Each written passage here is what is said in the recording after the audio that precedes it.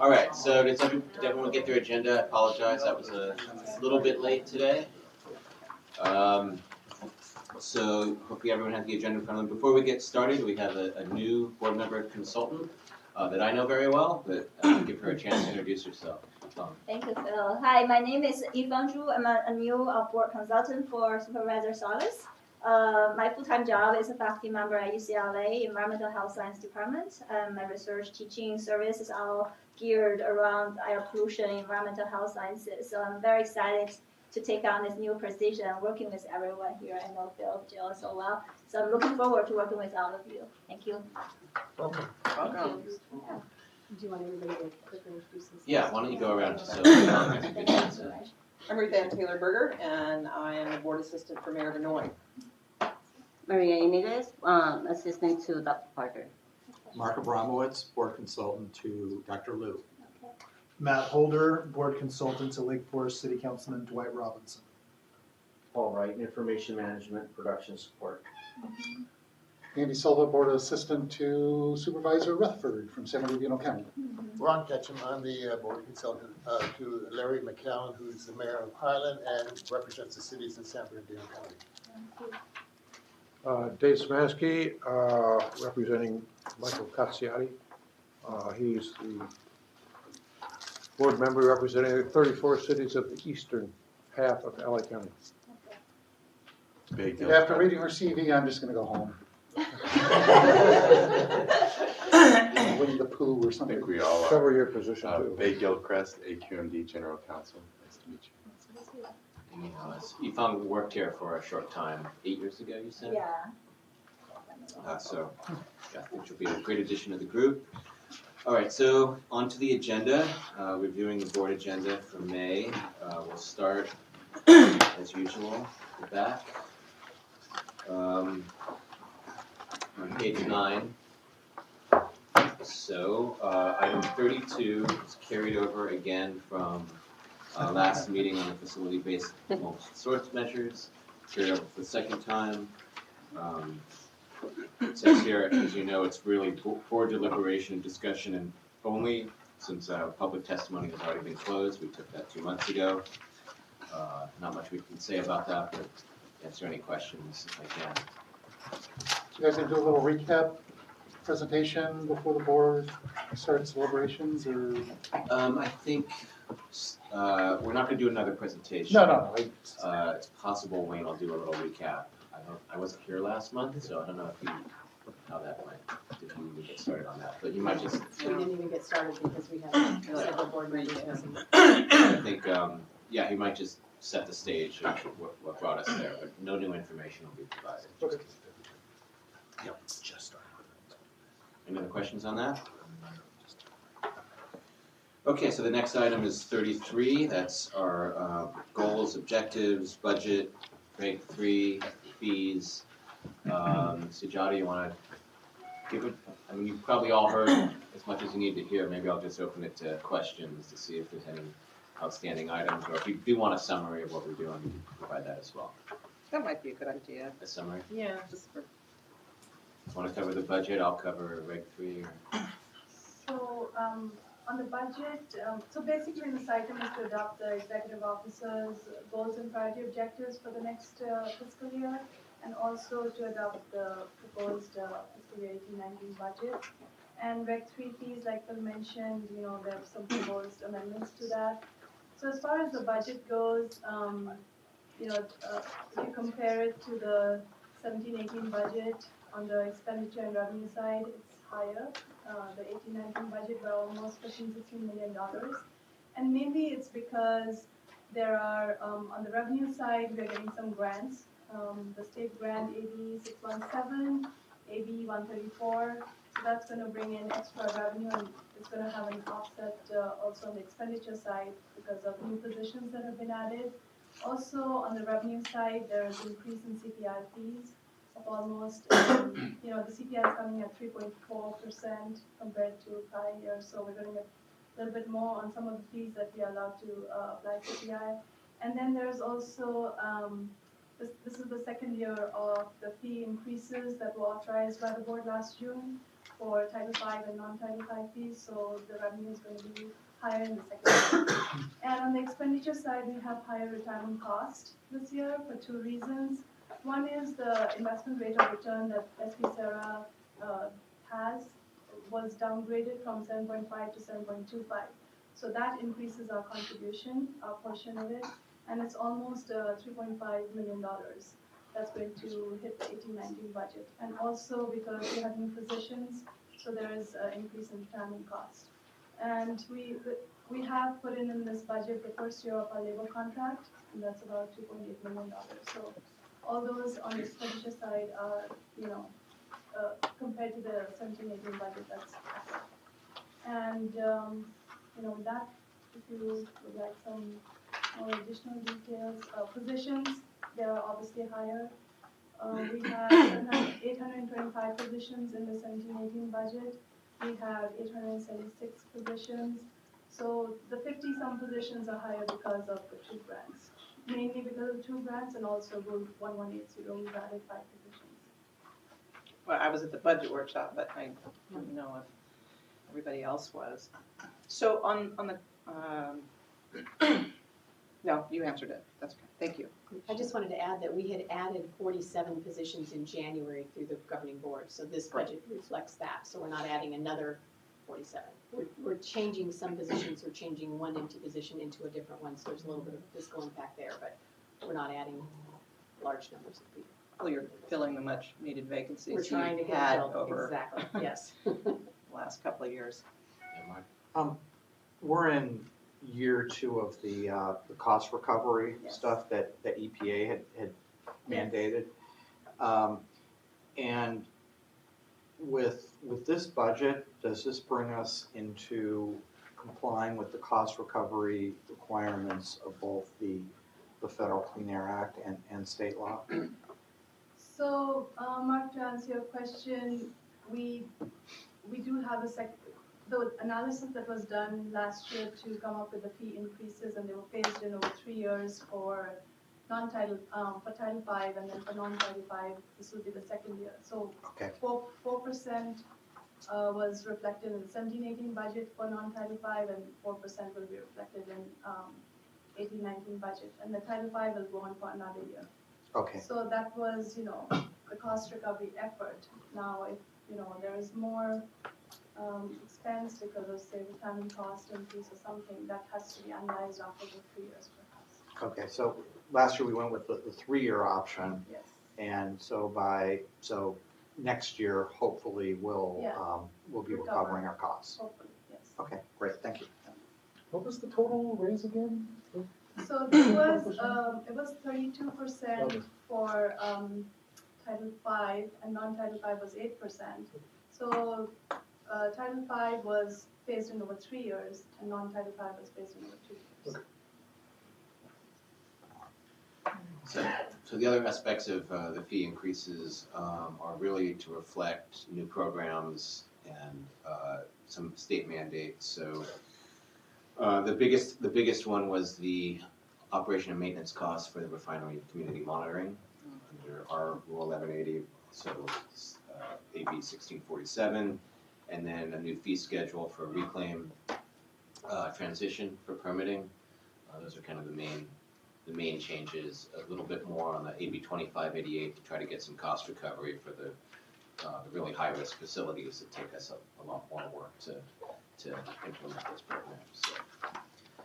Have you had any comments from the public on the goals and objectives at all? Any? Not too much. Okay. Not on the goals and objectives.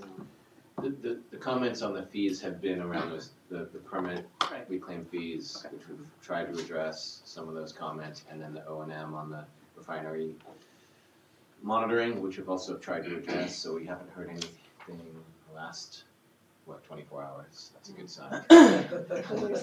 Well, I think last year, because the board really dove into Yes. the goals and objectives, and there were a lot of public comments then, I think perhaps that since there had been progress, you're not getting a lot of, we shouldn't be doing this or not doing enough. But then we kind of have the same objectives. We've made some of the objectives a little bit more stringent. Right. If they were achieved or what have you, but we've also added 2 new objectives. One was added to goal 1, and that had to do with the 5th year of MIGS studies. And the basic measurement was that they'll conduct 10 site monitoring, and they will deploy 5 advanced technology methods to do that. And then one more was added to goal 3, and that had to do with implementing Cloud Office Suite and migrate all staff by the end of next fiscal year, for email services to cloud service. So we tried to make it, more stringent in some ways that, those objectives have been reached. Well, and it was nice in it that you also showed that you had met Yes. goals, and that then you tweaked them to add Extend additional them. responsibilities. I just wanted to know if the public had put in comments like they did a couple of years ago, where we got quite a bit from, so that shows that it's working. I just wanted to check if we're still And we getting. report back every quarter to the board. Right. Of the measurements, what's been reached and what's, getting there, or some explanation. So we do that every quarter. Okay, thank you. All right, any other questions on that? I was gonna pause and just see if there were any questions from the public on this item, since I characterized it as nothing less than 24 hours. Give it a chance. So nothing here, nothing on the phone? Okay, so we'll move on to the next page, page 10, item 34, Rule 408. This is a little bit of a cleanup to our circumvention rule. There were some issues over the last couple of months. We delayed the rule, but based on what we're hearing lately, it seems like we have pretty good consensus around this. We did make some changes to address most of the concerns that have been addressed. Any questions on that? Okay, we'll move back to page 2 on the agenda. Minutes. There was setting hearing for 1146 and series, as well as Rule 1100. This will be one of our first commanding rule for the reclaim transition. This will allow a handful of facilities to exit reclaim, those that only have 1146 equipment and no other equipment that would be subject to other rules. Happy to answer any questions on that. Question. Facilities that leave the reclaim, are they still required to do their portion of the shave? No, once you're out of reclaim, you will have requirements to put on BART. You won't have any obligations to meet any RTC requirements. And our sense is that the BART requirement will result in more emission reductions than a shave would? It's something we need to track closely. We calculated in the shave that if everyone did put on BART, we would achieve the emission reductions of the shave. But if you remember the discussion about gaps in compliance margins and other things, there was a little bit of a gap there that was a matter of debate of what amount of shave would you need to do to achieve a certain amount of emission reductions that was equivalent to BART. Going about it the other way, where we're going to require BART, and also knowing that some of the BART levels may need to be reassessed, and we're doing that through some of this rulemaking, where we come out is not 100% guaranteed, but the commitment to achieve those emission reductions still exists between the district and EPA. So as we go forward in this process, we have to carefully track that all the facilities that were in reclaim as of the submission of the AQMP, the adoption of the last shave, that as a whole, those achieve the emission reductions that were anticipated. But that'll be a tracking mechanism that we'll have to do as staff. Because I'm not familiar with the facilities or industrial processes, does this bring some total facilities out of reclaim, or just one class of equipment? And then you have other work to do with other equipment before XYZ manufacturing is completely out of reclaim? Our plan is to move facilities out of reclaim, not equipment out of reclaim. So if you're a facility that only has equipment that is now subject to a landing rule that can have requirements for that equipment, then you can exit reclaim. There's been discussion at the working group about whether you wait till you actually have the controls on, or you just have a rule that is telling you when you have to put the controls on and when that exit occurs. So that's still being discussed. The former is how we were originally proceeding, is as long as you have that rule, then you can exit. Then you don't have to deal with all the reclaim administrative requirements and the RTC You just have to put on reconciliation. the control equipment. Put on the controls, that's all anyone, that's the ultimate goal. Any questions on that? Yeah. In the unwinding of reclaim, staff has been extremely creative in pulling together all the little pieces. On 1146, staff has said that they're not going to do the technology assessment on this right now. They're gonna put it off to the future. And my question is, Margaret, I think you're referring to 1146.2. you know what?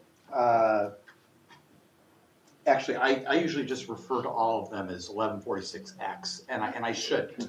Yeah, I think that Okay. one needs to be more specific. It's 1146.2. Okay. Yeah. And thank you. Yeah, I need to be a little bit more precise on that. So in the resolution, normally there's language in there indicating that the rule as adopted is going to be barked. And in this case, you haven't really done the technology assessment to determine whether or not the rule is actually barked. So how is that as going part to of reclaim, as part of the reclaim process? So it hasn't been that long since we did look at this. It's been 10 years? Sorry. This type of equipment was looked at in 2015, but go ahead. Yeah, I think Council Member Mitchell referred to it as ancient. Now maybe it's not quite that old. But Yeah. There's 3 rules that are covered in terms of what we've termed as the landing rules. 1146, which is the largest of the boilers and heaters, and then 1146.1, and then 1146.2. So if your reference is into 1146.2, that's the smallest equipment, less than 2 million. And the effect of that, if we were to modify the limit right now, there's more non-reclaim, many more non-reclaim than reclaim. So the current rule, it's if we don't open up the bark, is barked. And so what we added in the rule is that we're going to be reevaluating it. And if it is that we need to change the limit, then those facilities would then have to, the reclaim facilities would have to meet that new limit when we change it. If it turns out when we do that assessment coming, a little later down the road, and there is no change, then they'll have to meet the current limit, which is 30 ppm for the existing limits. So our concern was that if we were to open it up right now, that is a major rulemaking. We want to focus on the larger sources first. I understand. So how is the resolution language going to? How is the resolution language going to finesse that? So it's a little bit different of what we did in the rule language. We typically wouldn't do this, but we actually put sort of the commitment on a technology assessment. It's built into the provision in 1146.2 for the reclaim facility. So puts that provision directly into the rule, which is probably even stronger than resolution language. Okay. Your point of whether it being barked or not, barked is what the board determines is barked via rulemaking. So if an assessment, you might think there might be other technologies out there that might be lower emitting, but it's not barked until the board has done that full assessment, done the technological analysis, the cost-effective analysis. So it's, unless you can point to another district or another rule of another district that has already gone through that and set something lower, then barked is what our rules say. And in some cases, most cases, it is what we have the most stringent. There's a few cases sometimes where other districts have some tighter limits. Well, I was around when we put that requirement in the health and safety code, and it isn't, I disagree that it isn't what the board says. I mean, there's some specific requirements for BART, and it essentially is supposed to be backed retrofit, and it requires that analysis. So that's what I'm saying, that analysis has to happen. Exactly, exactly. But if you haven't done the analysis, you can't say that something is barked though. Until you do the next analysis, I guess. Okay. I mean, it doesn't just, I mean, there's nothing in the health and safety code that gives you that time limit, unfortunately or unfortunately. But now AB 617 does give us a bit of a time limit. But, you know, you can reassess BART at 5-year intervals like we tried to do with reclaim, or longer, or as technology develops. But until you've set it, until you've gone through that analysis, it's hard to. Well, you know, current BART is what the rules say. I think the requirement in the health and safety code is that at the time of the adoption of the rule, that so if your analysis is 10 years old and you adopt something 10 years later, that you know that creates a little bit of confusion. Okay, well, thank you.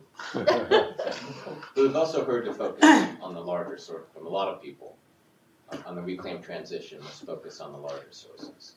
So those take more time, but this particular 1146 is something we think we can do relatively quickly.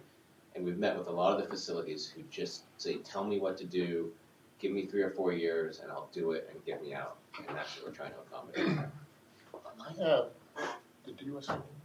Sure. Oh, yeah, many seconds. If the large facilities, used to say today, say, we're gonna opt out, do they therefore are not required to do the shave reductions? That's the same question you asked before. So No. I'm talking about the ones who are. If the large there's the only sources that have a provision for opt-out now are the electrical generating facilities. So the assumption is that the large facilities will be doing the shave or trying to satisfy the shave one way or the other. Now, there's rulemaking going on that are going to cover a lot of large facilities. So we have a separate rule for refineries, a separate rule for electrical generating facilities, and potentially some separate rules for some of the other larger source categories. And those rules, like all of our traditional command and control rules, will have BART limits, and they will have to put on controls to meet those BART limits. I understand that. So what is your expectation in regard to the shave? I don't know. So it's this mysterious shave that we're talking about. Are they expected to be reducing their emissions? No. They're expected to put on equipment that meets BART. I'm talking about until they are until the rules are okay. passed. So I think let me just I think their obligation right now is that whatever their actual emissions are, that they have to have the RTCs to basically cover their actual emissions. That is their obligation on a year-to-year basis. Okay. And so, to the extent that a fraction of the shave affects, what their holdings were, would be, that's the extent of, I guess, the piece of the shave that you might be referring to. So. Okay, so the first year of the shave was 2016, 2 tons a day. And then nothing, I think, in 2017, and another 2, I think, in 2018, and 1 or 2. I don't have it in front of me. So yeah, their holdings are being shaved as we go forward. But there was a lot of, there was a lot of extra in the market that the first few years are not going to require too much. So one of the reasons we want to move forward quickly is so they're not in that position where they have to take actions to meet their RTC obligation under reclaim, and also be planning to put on these controls to get to the end point. And those 2 pathways might be different in terms of investments and controls. So we're trying to define the endpoint as soon as we can. Okay.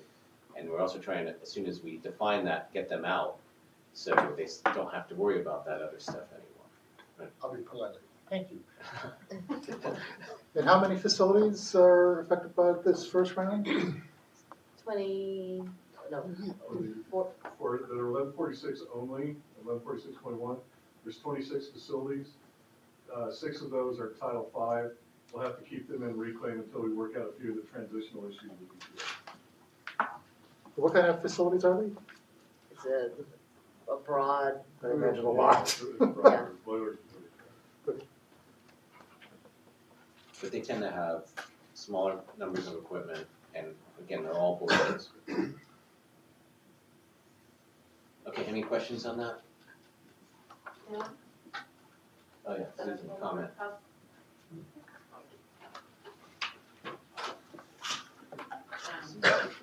Oh, that's okay.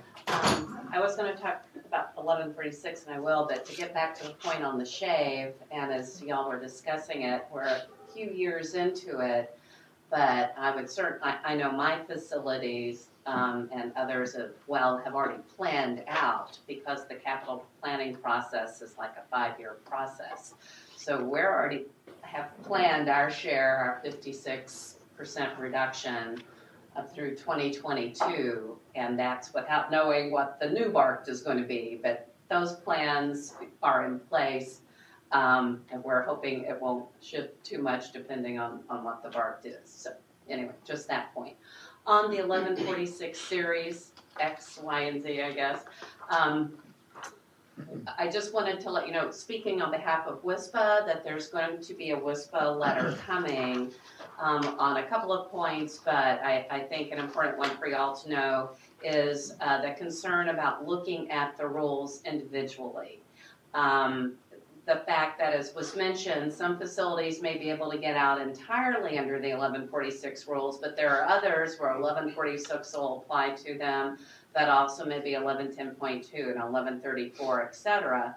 So they don't know the full impact of what all the reclaim landing rules will have on them. So WISPA is going to be asking for a programmatic assessment of what all the landing rules will be, so that facilities will know and the public will know what all the impact will be in terms of BART, in terms of their scheduling, in terms of economic impact. She's going to endeavor one of those reminders. Okay, any other questions or comments on this item? All right, we're on to page 3. So what we've gone to, this is 1469, the chrome plating rule. So we were at Stationary Source Committee last week, and they directed staff that we can move forward with setting the hearing in May, but do a 30-day set hearing. 60-day set hearing, sorry. Which is not noted on here yet. It's not noted on here. So 30-day what? 60-day set hearing. So they're setting the hearing not in the following month, but the month after. Okay, fine. So they're setting for July and May. That will give us a little more time to see if we could work out some of the issues with the stakeholders. But staff believes this rule needs to move forward to get these controls in place as soon as possible. Any questions on that? So you're gonna list it twice? You can list it this month and in next month's agenda for June? You listen in this agenda. No, just listed here, and then it won't be listed next month at all. Just Okay, that's setting right, it. okay. And don't you have to have everything 30 days ahead of time? Yeah. So this will give you a month to work on it, finalize it, and then Yes. we'll have it in June for the So July it won't be hearing. on the board agenda in June, but 30 days before the July meeting, we'll have a package, a rule package that'll go out. Is it gonna go back to Stationary Source again, or? They didn't ask. They didn't ask Okay. for that. Yeah, I was sick that day, so I was. I think they had enough of it. I heard I missed a good meeting. It was a first. Yeah. So are we expecting 150 yellow shirts at 4 here? For the set hearing? Probably. Probably 200. Hope not, let's see. All right. Okay, any questions? I have a question for this, because I have a discussion. Is there a plan for staff to modify the packet before the 30 days hearing? Yeah, so there's already, we're already setting up meetings and having meetings with the facilities, with all the stakeholders, to see if we can iron out. We've been working at this for 18 months. We've had 12 11 working group meetings, 12 working group meetings. Yeah, the 13th one scheduled. This I has been think booked. one of the discussion point comes out from the other day's meeting is whether this can be done in a stage-wise where we target large facilities and give the smaller facilities a little bit more time and room to adapt. Is that part of the process? The current rule has different tiers of facilities, and Yeah. Susan can tell you that. Yeah, so the compliance schedule already is somewhat built into kind of a tiered approach, where the facilities where we believe have the most, the greatest concern in terms of these referred to as the tier 3, the high emitting tanks, are the first facilities that are going to require to put on the controls. The next tier is the hard chrome facilities, and the last tier being the decorative chrome facilities. So in general, it's like, although you could have a large decorative chrome facility, there's generally they tend to be the smaller facilities. Yeah, and also wondering if there like do we have information about geographically where those facilities are, what are the impact, and the map where we can show the hotspots. We did send to Supervisor Solis the map of the location of all the facilities, and by county, and then for the whole basin.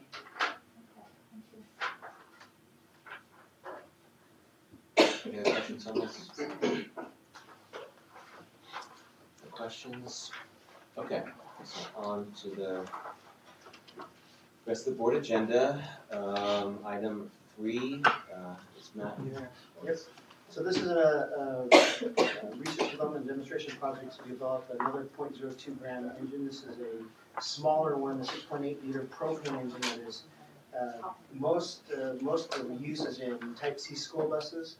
So this would just give the operators another option to use 90% cleaner engine on a different fuel. It can also be used in work trucks of that same size. We're asking the board to approve the development of this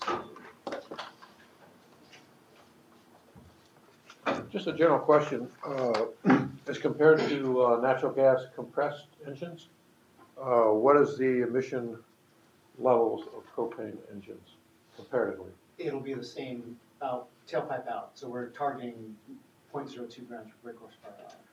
So they can both meet that without difficulty? Well, if you ask the engine manufacturer, they'll say, yeah, they're going to have to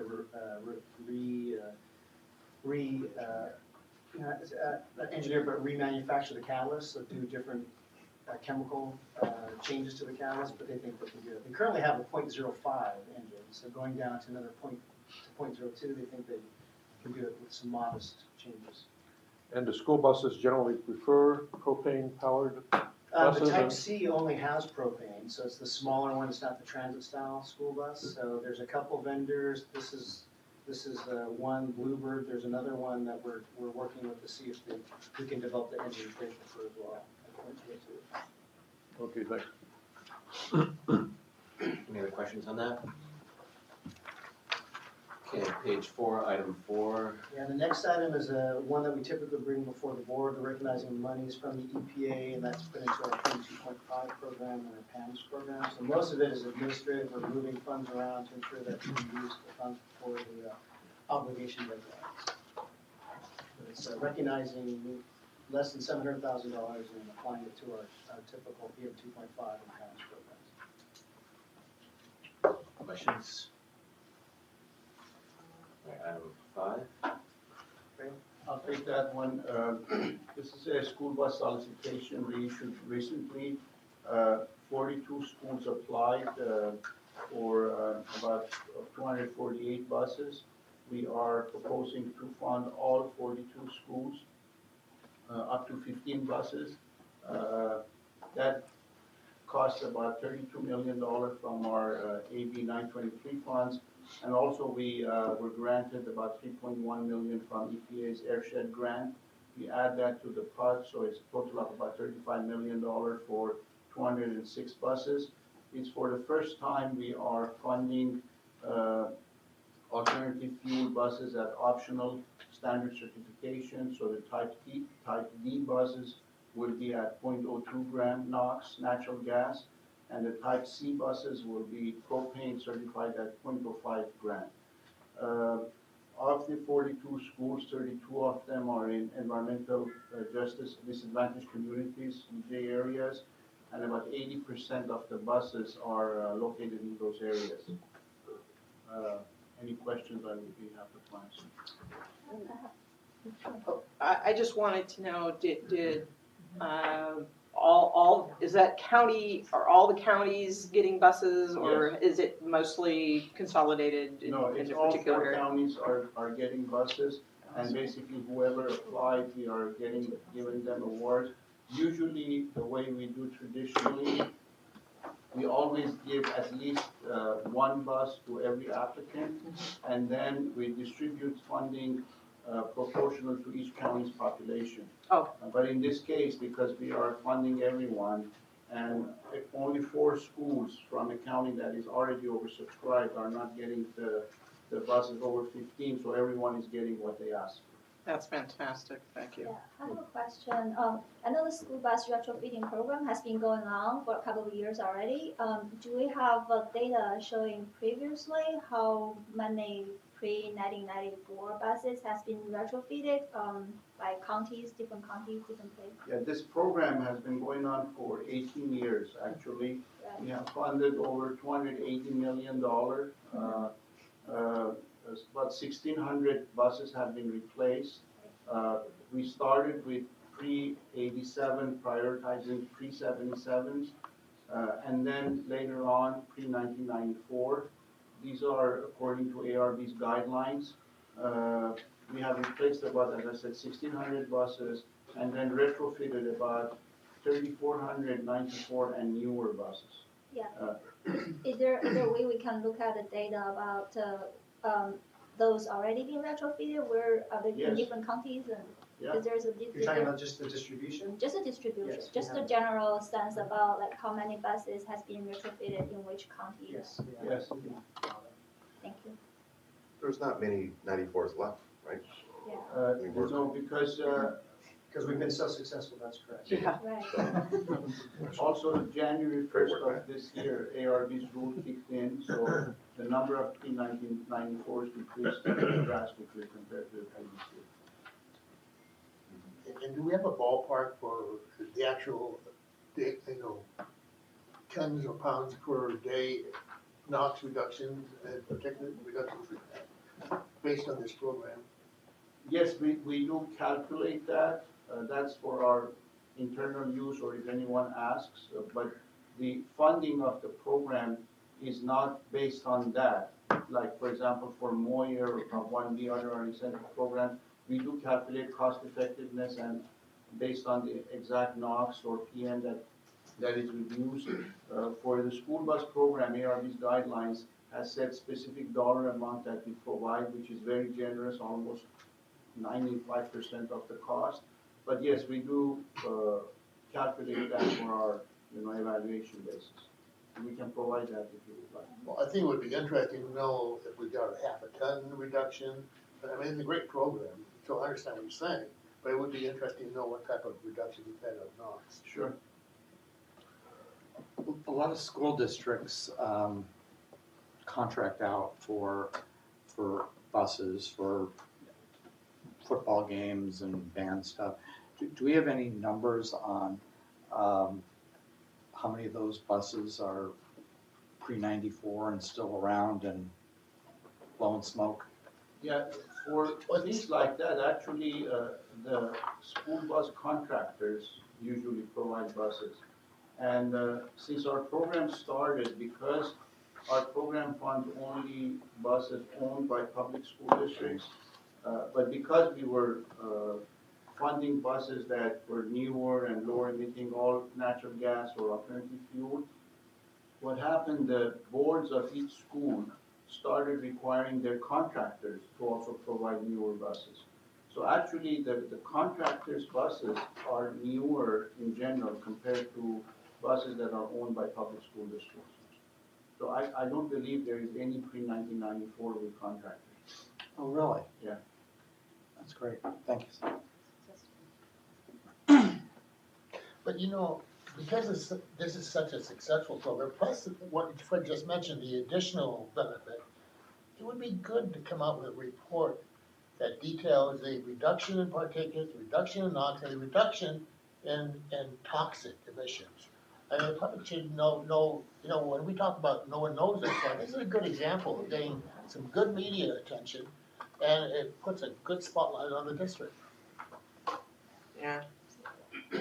I want to caution on one thing, that the school bus program in general is not very cost effective compared to our other programs. No, I'm not talking about the cost, I mean, I'm talking about the emissions improvement. Okay. We don't have to talk about the cost, but just talk about this program. Yeah.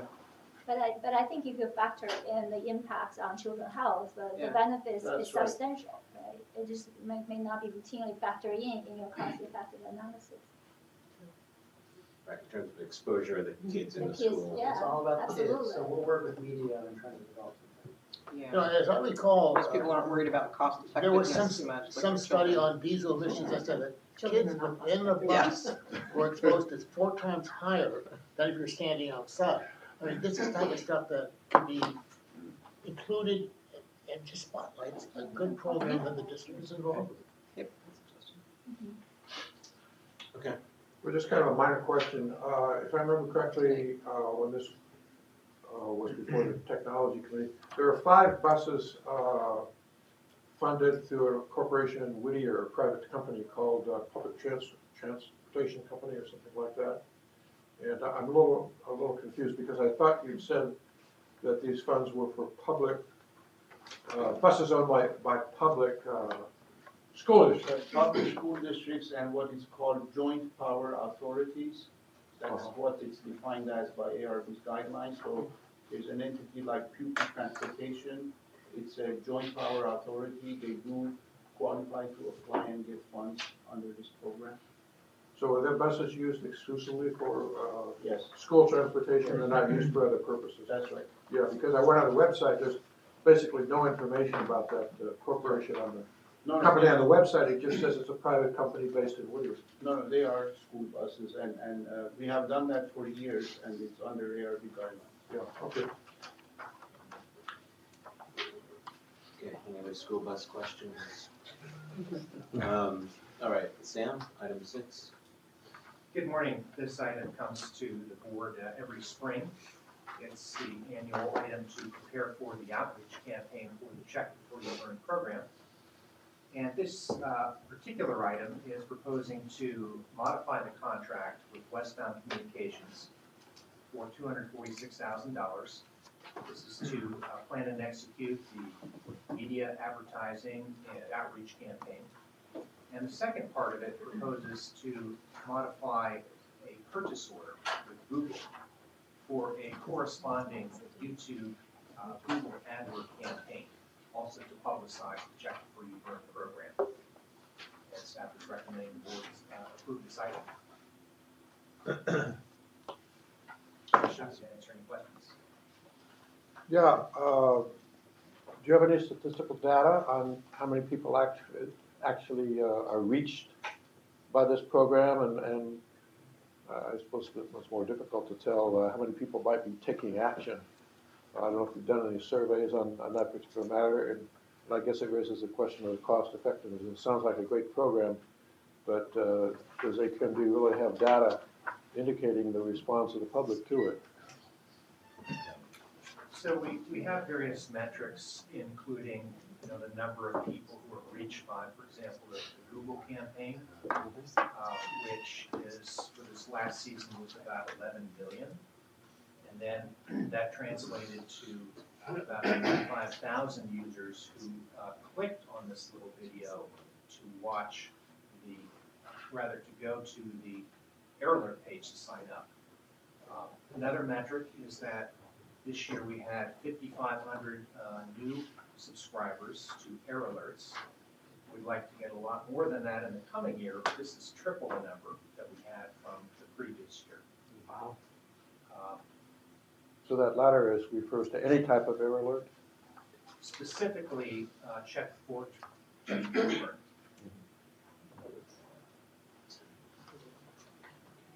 And do you have any statistics on, or you must have statistics on how many of these messages you sent out, per time period during the season? we had a, record 33 no burn days this past year.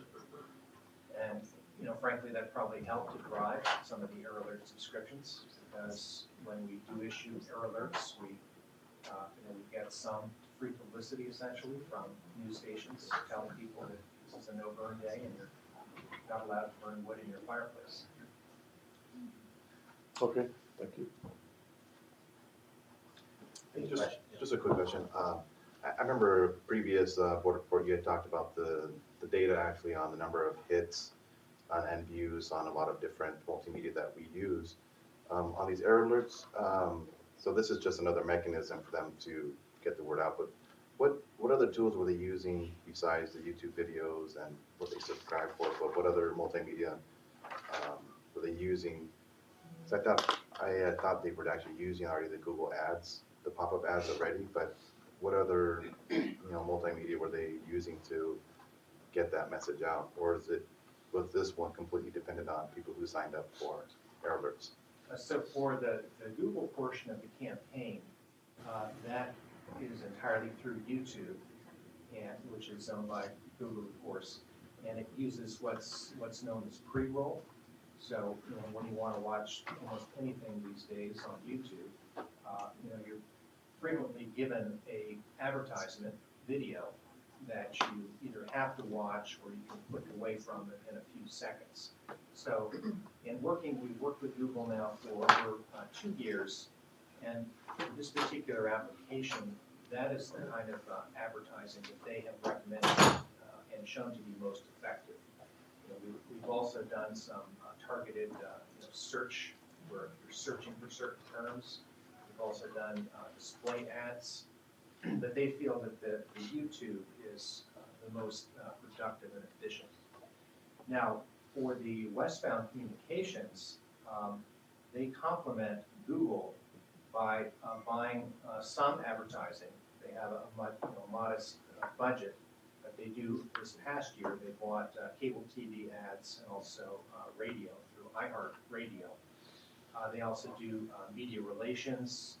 They attended 20 community events, which we found to be really successful and productive in getting people to sign up for alerts, because instead of merely having an advertisement that you were served essentially, you have an opportunity to talk to people one-on-one and explain to them, why is this program important? Burning, wood in my fireplace actually causes air pollution and impacts public health. And so that was very effective in getting people to sign up. Will we be modifying? Does that answer your question? Yes. Will we be modifying our video the first 5 seconds? Because that first 5 seconds in that advertisement that you have to watch is that hook, right? We got to capture their attention for them to continue watching. So will we modify our video for that hook, or will we use an existing video? So once, if the board approves this item and we develop a contract, then the contractor will come up with its detailed outreach proposal. But typically what I would expect is that they would develop a new video for the upcoming season. And so viewers would see something different this coming season versus what they saw this past season. Thank you. I just want to comment. I haven't seen the pre-roll yet on anything I've done, but it seems like almost everywhere I go online, I always get the bird popping up someplace. So, the logo, right? Bird. How rude. No, it's a nice friendly bird. So anyway, I just wanted to comment. I think this is really terrific, and I think this program's just just really phenomenal. Thanks. Any other questions? Okay, page 5, item 7. Denise isn't here, but Jill volunteered. So basically, the admin committee interviewed a number of candidates, and they were replacing or reappointing the legal representative and the engineering representative on the hearing board. They are recommending for the board's consideration for legal that Julie Prusak, the existing chair of the hearing board, be reappointed for the legal, and her alternate is going to be Douglas Lofgren, who's the existing alternate, who's been serving in that capacity for a number of years. A little bit of change on the engineering side. Ed Cameron is currently the engineering member. He is recommended to be the alternate, and they recommended Mohan Balagopalan as the new engineering position on the hearing board. He was actually an engineering manager here for a number of years. I think he had almost 30 years or so at SCAQMD, and he recently retired a little over a year ago. So those are the recommendations that are going to the board. If you have any questions, let me know. Questions? Okay, next two items, very exciting day. They're exciting for us. So our current contract with Westlaw, here referred to as Thomas Reuters West, is set to expire on June 30th of this year, and this action is just to execute a contract with them for a new 3-year agreement in an amount not to exceed $92,350 in fiscal year 2018-19, $95,150 in fiscal year 2019-20, $98,100 in fiscal year 2020 to 2021, for a total amount of $285,600 for a 3-year period. Any questions on that? Apparently it was not exciting for anybody else. That's a good thing. Item number 9 is to appropriate funds and amend or execute contracts with outside counsel and specialized legal counsel. This action is to appropriate approximately $450,000 from the undesignated unassigned fund balance to our legal budget and amend or execute contracts for pre-qualified counsel approved by the board for specialized legal counsel and services for environmental litigation. Questions? Questions again? Seeing none. Well, I have to. So we're adding an additional 450,000 to what you had already budgeted. So is that an indication that we are having to use more specialized, that we're more engaged, the district is more engaged in this kind of activity? I don't know if I would Or you're anticipating? Say that. We have, with respect to a variety of different things, we still have the XI litigation that's ongoing, continuing litigation over reclaim, and several other matters. And so I think it's more of a continuation of litigation rather than the addition Expectation of new. Okay. But the point I think that you're getting at is I think we don't know when the litigation that's continuing is going to conclude. Sure. Okay. Thank you. Thank you. More questions on that? Suing EPA for the performance. All right, Sujata, item 10. So this item is to establish a special revenue fund to recognize AB 134 grant. This grant was previously supposed to be recognized in 2032, and for administration, efficiency, and future audits that might come, we are recommending that a special revenue fund be created to recognize the revenue, to execute contracts, any previous loan that was supposed to, be authorized in case it was needed. But all that now be coming out of the new fund, which is Fund 77, and established specifically for this new grant. So this money still being spent in conjunction with Carl Moyer, or is it a little more discretion? Fred can answer that. Sorry? Just, you're moving this money into this pot because it's the special 134 money. Right. But does it all have to be expended? Yes. The Carl Moyer, is it all Carl Moyer money, just a different accounting category for? The AB 134 specifically states that the money has to be spent according to the Carl Moyer guidelines. However, up to 40% of the money for trucks can be spent according to the Prop 1B guidelines. But we also have to look at the AB 134 requirements for the disadvantaged community requirements, that at least 80% of those funds our use of mattress communities. Otherwise, everything is according to board. So actually, ARB is going to the board tomorrow. Tomorrow. To finalize those guidelines. Any questions? Okay, on to page 6. Very important item for this group, item 11. So this item also is brought every year to the board, and it's to approve the compensation for board member assistants and board member consultants for fiscal year 18-19. And this is done in accordance with the admin policy 112. Questions about that? Move approval. Or was that appropriate? That's fine. I have many questions, none of which I will articulate. I'll just come for the free food. Okay, so we're on then to item 12. Ron? Good morning. This action is to execute one software development contract previously approved by the governing board, and amend 2 other contracts also approved by the governing board in order to support our software development and maintenance costs. These funds are already available in our budget, and I'm happy to answer any questions. No questions on that? All right, this item gets more discussion at admin committee than any other item. John? This item is to purchase a new carpet for the 3rd and 4th floors of the building. The current carpet is the original one, so we figured it was time. The pricing is based on a cooperative purchase agreement through the state of California. And I'm happy to answer any questions. I didn't bring the sample of what we're going to replace. I know, I'm sorry, but it's pretty straightforward. It's neutral gray. Delay it 30 days. I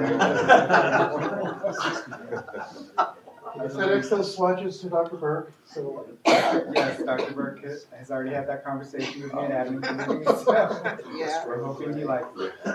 Job's on the line. Yes. Any other questions? Questions? All right, John, you have the next one, 14. This item is to purchase a new temperature control valve to increase the efficiency of our HVAC system, which the efficiency will result in energy savings. The $32,000 for this purchase are from the district's building infrastructure improvement fund, and that's why it's coming to the board. Happy to answer any questions on that. No questions on that. Item 15. MSRC, so this is the normal item that we bring before the board. It's actually approved through the MSRC and their process, but since we administer the contracts on behalf of them, we bring it to the board. It's their typical work program. There's a lot of EVSE and electric vehicle cost share with local government programs. Be happy to answer any questions. No questions on that. I apologize, I do have a question on the carpet, actually. It's gonna match your sheet. Public hearing was closed. No formaldehyde or any other toxics emitted? No. Good answer. Using lead-based glue. Elmer's glue. We do use, low adhesive, low VOC adhesives and, clean technology things. I don't know that we could say certainly that there's 0 molecules coming off, but we don't expect any problems. Well, but low VOC is different than The adhesives. than non-toxic too. Right, so I don't know, we'll have to check, but I'll check. we haven't had complaints in the past or issues. We'll have monitors on each floor to Yeah. determine the toxic. The big complaint we get is that people have to kind of clean up and move a few boxes and other things out. That's what we get the biggest complaints about, but it's kind of a good house cleaning exercise. Especially some of these people have been in these cubes for a long time. Since it was originally installed. Yeah. Okay, we're on to page 7. Yeah, I'd Derek. like to approve the Young Leaders Advisory Council's charter. Just for background, there will be at least 20 members, 2 of each of each county, minimum of 2 members of each county to be represented on that. Question for Derek on that? All right, so the remainder of page 7, these are receive and file reports. Rather than take them individually, does anyone have any questions on 17 through 22? When do you expect 1410 to come along? It's probably not until early next year. Really, that long? Because depending on the primary committee direction, the CEQA document's going to be quite extensive.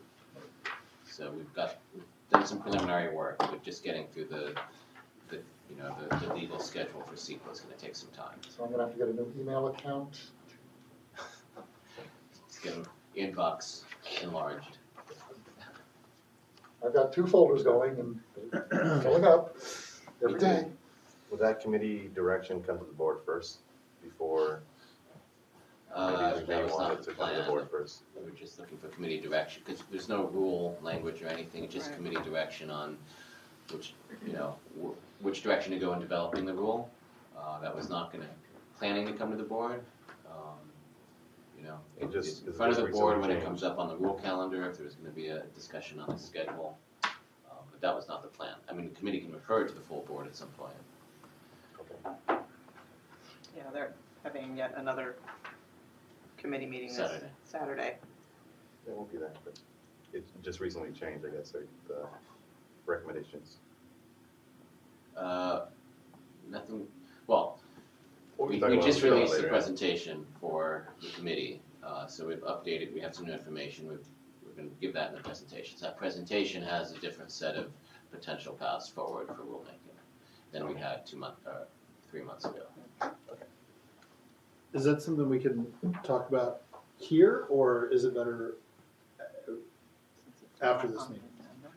Because I have a question about why there was the omission of a tier 3 option from the presentation So Saturdays. It's not agendized, so, I mean, to the degree it relates to the rule and control measure forecast, I think it'd be okay to briefly discuss it. There is a portion for other business, maybe we can bring that up there. Okay. Whatever you're Or we comfortable can with, or I talk to can you bring it up afterwards. after, whatever you're comfortable with. Whichever, that might be the easiest. Okay, any further questions on page 7? And then, so page 8, there's one more receive and file item, item 23. Questions on that, we just heard from Ron. And then the remainder of page 8 are the committee reports. Any questions on that? Yeah. I have a question on 210, SB 210. It says that this will apply to trucks within the state, and on state trucks. Would this requirement kind of get in the way of interstate commerce? I mean, us requiring out-of-state trucks to go through an inspection and maintenance program. That's what the legislation says. Yeah. So I think, there already is a rule in place. The truck and bus rule by CARB requires all trucks operating in the state to meet certain requirements. So that's already, challenges to that have been frequent, the interstate commerce. In terms of that rule, in terms of what this is trying to do is set up or mandate an inspection program by which that can be enforced. And that, whether there's any interstate commerce issues with the way that inspection enforcement program is implemented, I don't know the answer to that. I mean, so when we talked to staff yesterday, they said they're still working with ARB, FAR, and the state to determine how that. I think Sean Nelson also brought up the issue of the small, 1 to 5 truck owners really impacted,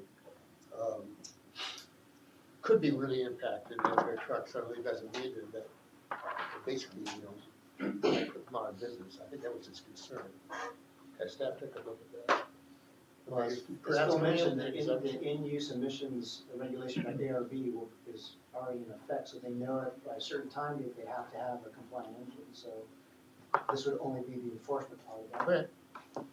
And this is just enforced. And CARB knew they were going to have to come up with an enforcement program to implement, but this is giving them kind of some direction and additional authority under state law to collect fees and penalties and other things like that. Any other questions on that? Page 8. I think that covers everything. One last thing on page 9, the CARB report, item 31. That covers the agenda. If there's no other questions on the agenda, then we're on item 2 on our agenda, other business. Did you want to, we're going to talk about 1410 after, we could discuss. Yeah, do it after. Okay. Thanks. Any public comment in the room, on the phone? Listen only. Oh, listen only, sorry. They can't ask Okay. questions. Is No, for some reason it's not on my calendar, the funding working group, is that gonna be webcast, do you know? Tomorrow? For some reason it wasn't on my calendar. By phone, I know people have to listen. Okay, it'll be at least by phone, okay. Typically, our working groups, we have a conference call line, but not webcast. We limit the rooms that we could actually hold those meetings. Okay, no other public comment? So I guess we'll adjourn to the next meeting. Thank you, everyone. Nice to see you.